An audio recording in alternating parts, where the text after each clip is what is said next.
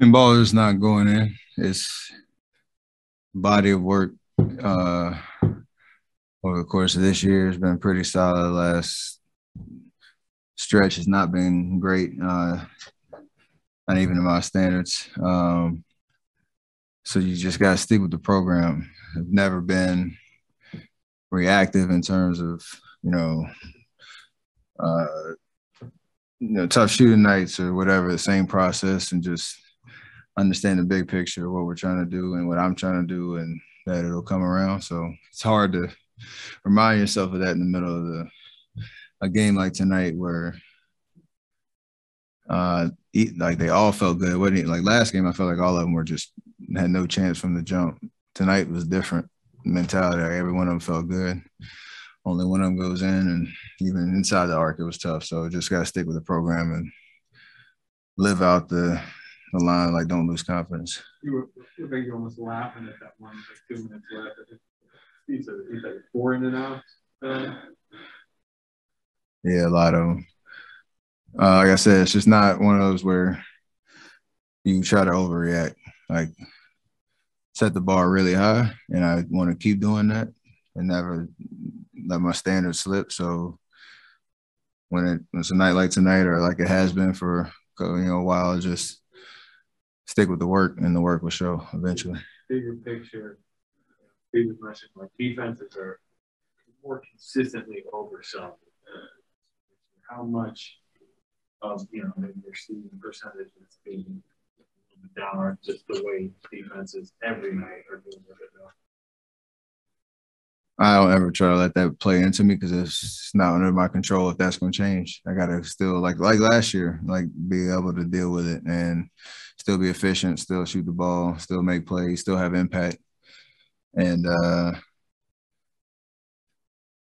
yeah, that's the approach. It's never a situation where, again, I'll get wrapped up in a down period of the season because I know there's a lot of basketball left. Do you remember last time you had this kind of? I haven't. Ever? No. So I'm excited about what's to come. You just talking about the last 2 games? I think just over the course of these last 10, 15-ish, where usually there's like mechanics or something that I can focus on. Now it's just, again, dealing with defenses, dealing with shots that I'm going to get and staying confident. So I don't want to harp on it too much because I'm not worried at all. Left quad tonight, this guy man. Yeah, that sucked. He said a chance for us tomorrow.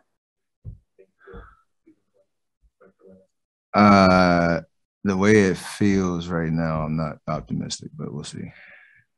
Does it be? I assume kind of before. Does it feel like something? No. I hope not. I hope not. The body feeds off the mind, so I hope not. Yeah. Clay is obviously coming back soon. How much?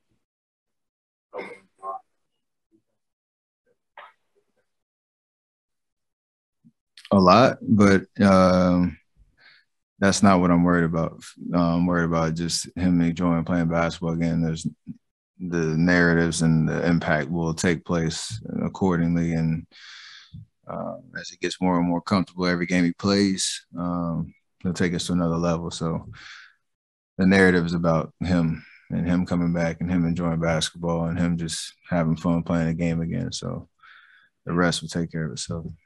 How much was your quad bothering you after that injury in the quarter? Was it something you were thinking about, or were you able to kind of sleep it out?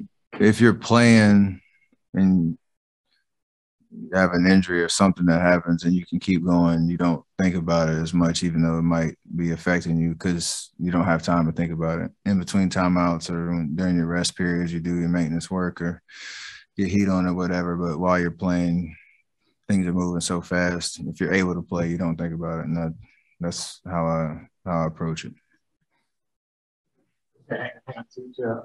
Monty, go ahead. Stephen, you had what happened on that play in the fourth quarter, late in the game, where you had a layup and you threw this beautiful pass that went out of bounds? What happened there? Looking at time and scores, thinking we needed a big three to keep the momentum and try to play the possession game. And I just made the wrong read. There were two guys open, and I should have waited an extra second, honestly, to let JP get to the corner so he had a wide open three. I threw it to where he was, not where he was going. I don't even know how open I was under the basket because I was just worried about getting it out to a three. Pretty open. I'd like to have that one back then. There you go. Thanks, man. One last one for Jeff. Go ahead, Jeff. On the night where Dirk Nowitzki's having his number retired, Steph, what are your thoughts on his career? An icon. Everybody talked about changing the game, and he definitely did that and did it his way, playing for the same franchise for 21 years and just what he meant to the city, to this organization. And, he opened up the gates for international players to believe that they could, have amazing careers in the NBA and, give them confidence, but just an art form of shooting the basketball, with his physical stature, his height, and just his touch, like it was something nobody had ever seen before. So he obviously has left an amazing legacy on the game of basketball and NBA and here in Dallas. So this is an amazing experience to, watch him get his jersey retired and for him to feel the love from the fan base that he impacted for that long. It's pretty awesome.